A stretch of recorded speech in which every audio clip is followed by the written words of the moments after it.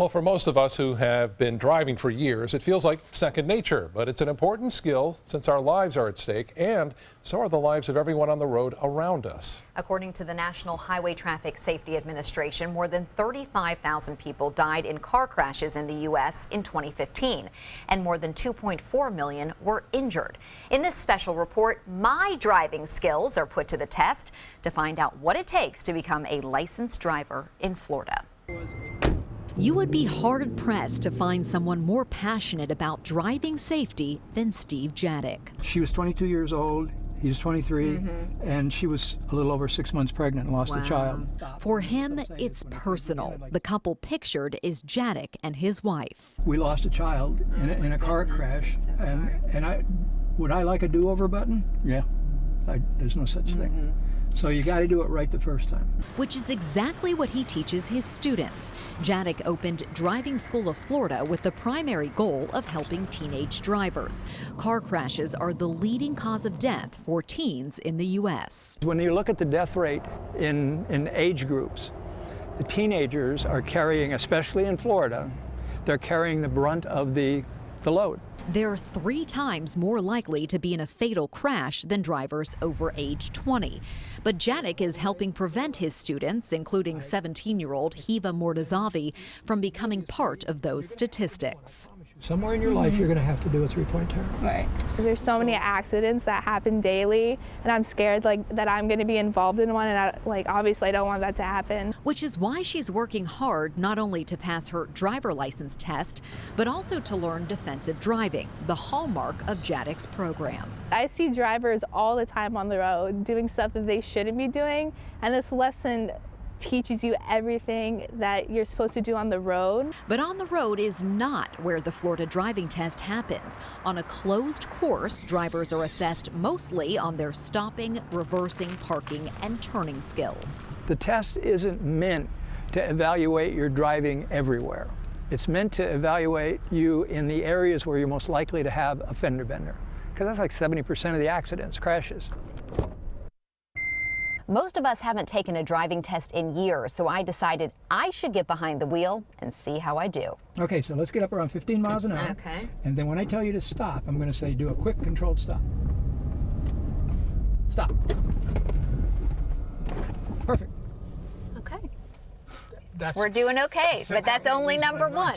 What we're going to do is place the car in reverse. Okay. And then back it up continuously until I tell you to stop. Oh, I can't really see with... All right, stop.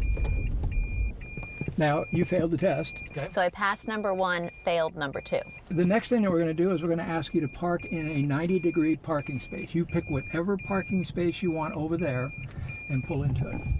Just open the door and take a look outside, and you'll be able to see that you're positioned more to the left side. More to the left than the right. Go ahead and do a 3-point turn with those as your limits. Okay. So what you're doing now is a 5-point turn. Yeah. You did pretty good, actually, but you wouldn't have passed the test. Right. Although I wish I would. Now, in my defense, I went into the test not knowing the requirements of each maneuver, which is something you would learn in a class like Steve Jadek's. You can also find those requirements in the Florida Driver License Handbook, which is a great refresher, especially if it's been years since you passed your test. I'll see you out on the road. Be safe out there. Now, of course, I didn't do so well, but I'm working on it, right? And joining us now to talk more about this story, including the issue of senior drivers, since we are a community of many retirees and snowbirds, is Dan Zawadski, instructor and examiner with ALTS Driving School. Dan, thank you so much for being with us. Thank you. So we want to focus on senior driving now. That was more on the teen driving and first-time drivers. What are some of the unique challenges that senior drivers might face? Well, as we age, we react more slowly to situations that come up while we're driving. Also, our vision may not be as good as it once was, and sometimes we have mobility issues, maybe turning your head to look for hazards both to the left and to the right, and also to the rear of the vehicle. That can be more difficult. Now, is there a point in time when we might say, I want to take a refresher? Of course, as you saw in my piece, some of the ways that the test requires you to do things may be different than what we've been doing. So if you're a senior driver and maybe your reaction time has changed, would you suggest a refresher course? Well, everyone is different. Most people do end up developing bad habits the more they drive, and the longer you drive, the more ingrained those bad habits can become. So a refresher course may help in at least making you aware of some of those bad habits and then helping you eliminate them too. And so do you often see that seniors may be coming in saying, I think I need a refresher? Definitely, that does happen often, and sometimes it's their family that pushes them toward that too. Yeah, let's talk about that. When should a driver maybe either assess themselves and say, I don't know if I should be driving, or is that on the loved one to say, is this the time to take the keys away? That can be very difficult. Sometimes the individual may not know that they're having an issue, and sometimes, like you said, it's the family members.